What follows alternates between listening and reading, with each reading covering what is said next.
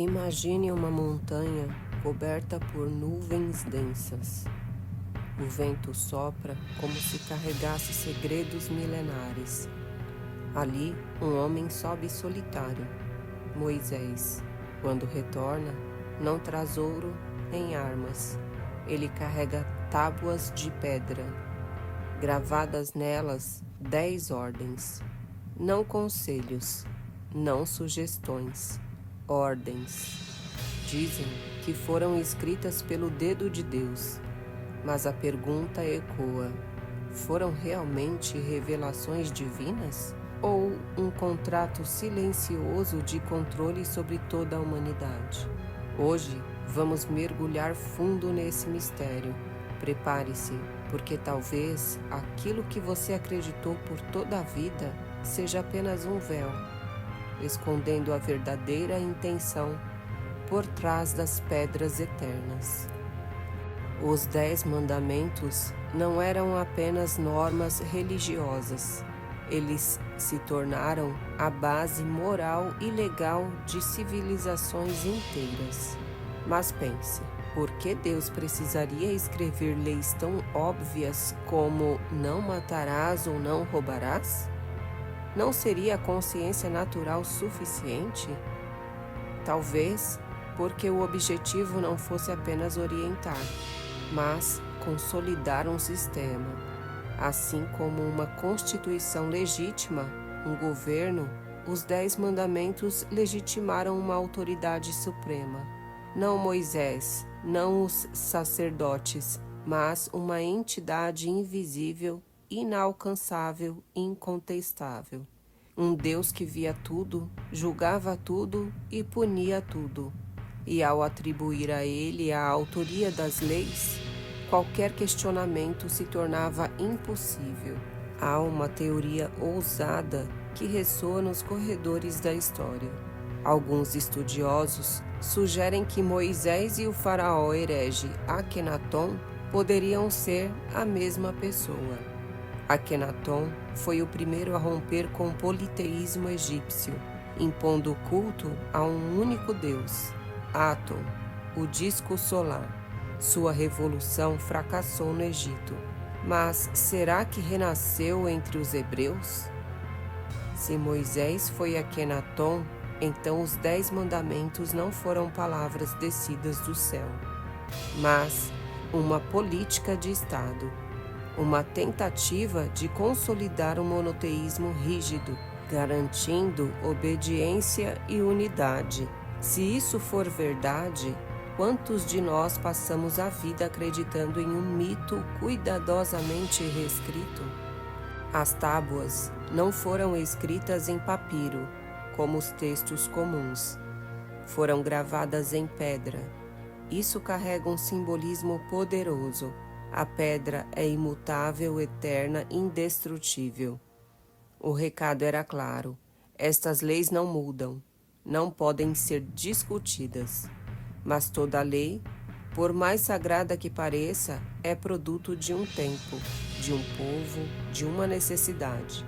Escrevê-las em pedra foi como congelar a sociedade num molde fixo, impedindo-a de evoluir. E de fato, durante séculos, a humanidade viveu sob a sombra dessas ordens pétreas, incapaz de questionar a sua origem. Note um detalhe essencial: os mandamentos não foram dados ao povo, mas a Moisés. O povo ficou abaixo, aguardando.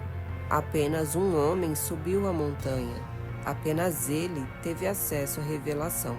Isso cria o arquétipo do intermediário, o mensageiro que controla o fluxo da verdade.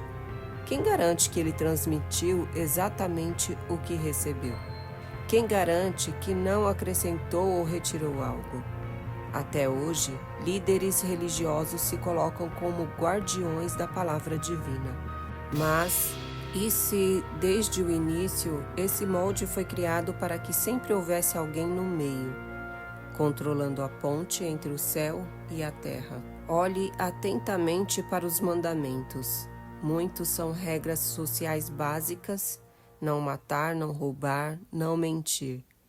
mas outros são puramente espirituais. Não terás outros deuses, não farás imagens, não tomarás o nome em vão.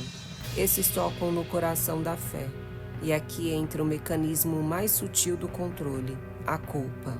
Porque quem mata pode ser visto, mas quem pensa em outro Deus, só Deus poderia saber. Isso cria uma prisão invisível. Você não é vigiado apenas por homens, mas pelo próprio divino. E assim nasce a primeira forma de vigilância espiritual. Os mandamentos podem ser lidos como um contrato. Se obedecer, será abençoado. Se desobedecer, será punido. Não parece familiar? É o mesmo princípio que sustenta governos, sistemas jurídicos, corporações, recompensa e punição. Mas há uma diferença. Aqui o signatário não podia negociar, não havia direito de escolha. Era um contrato unilateral, selado não com tinta, mas com o medo do inferno.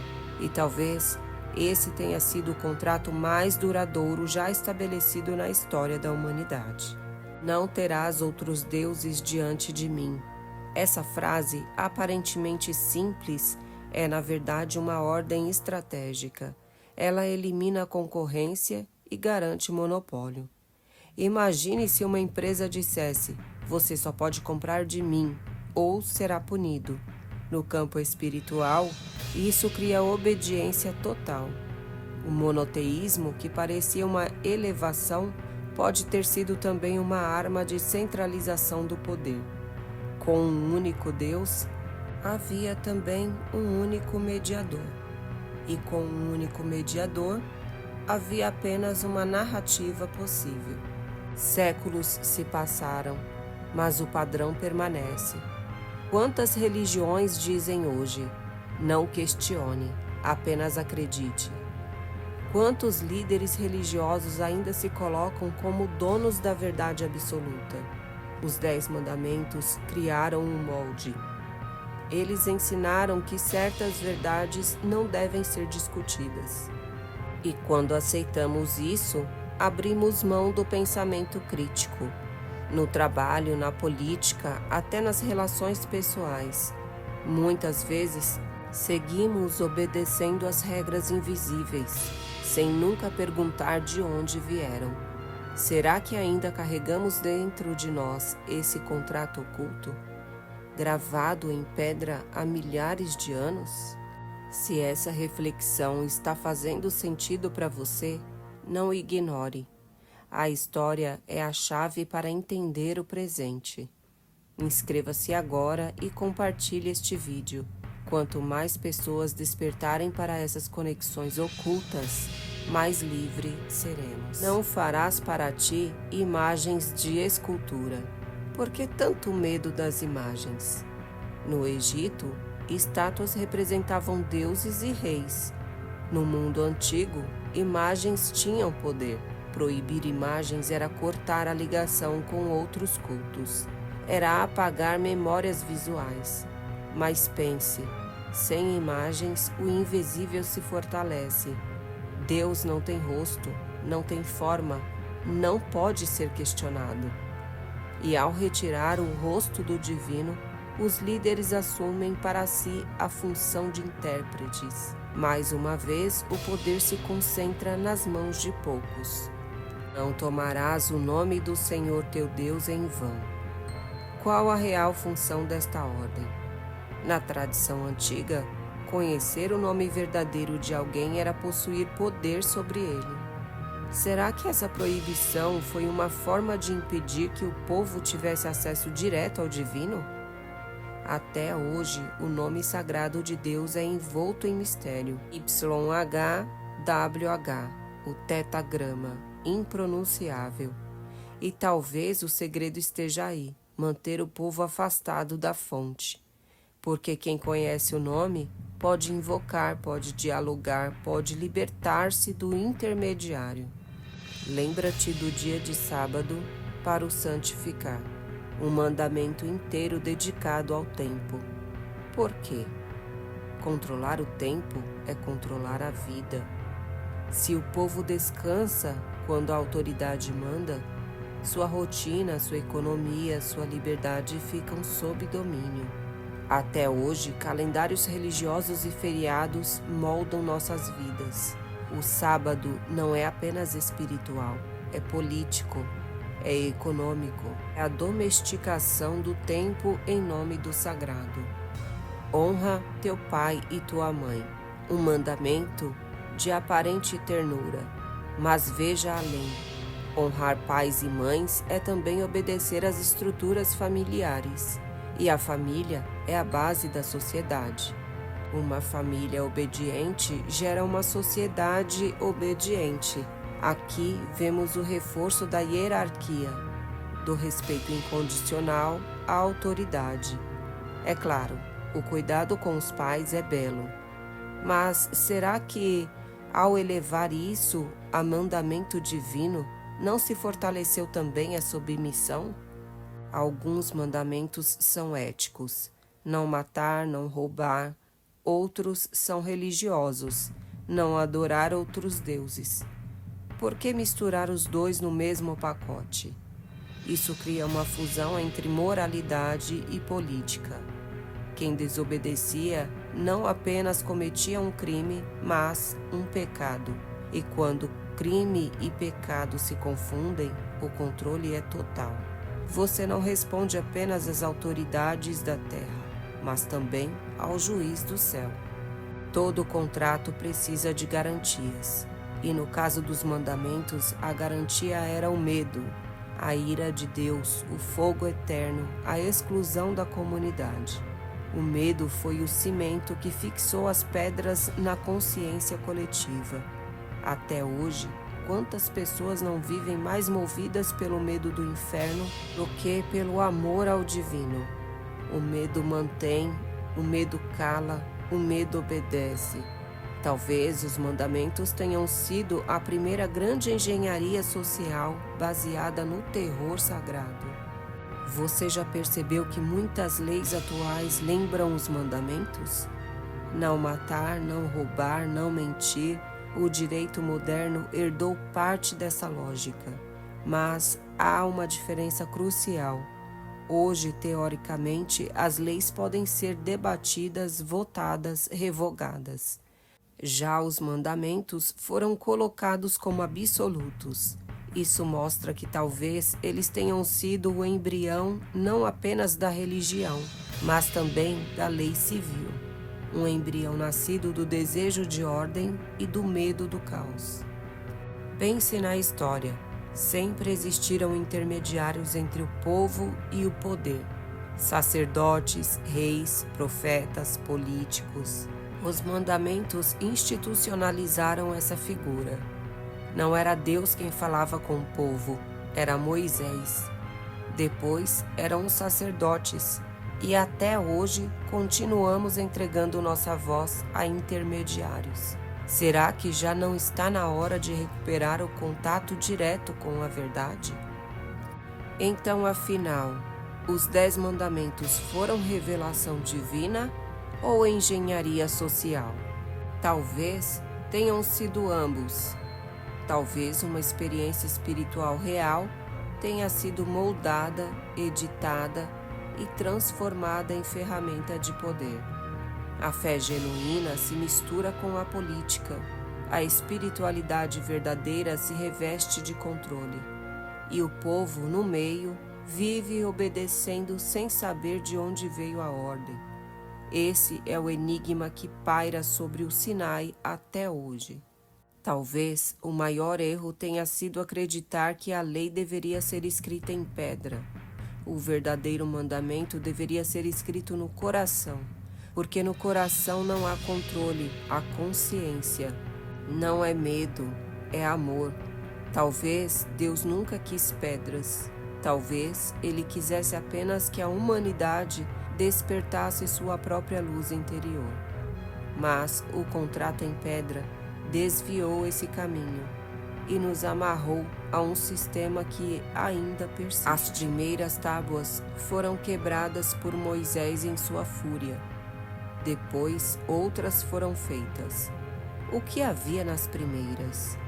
Por que foram destruídas? Será que eram diferentes?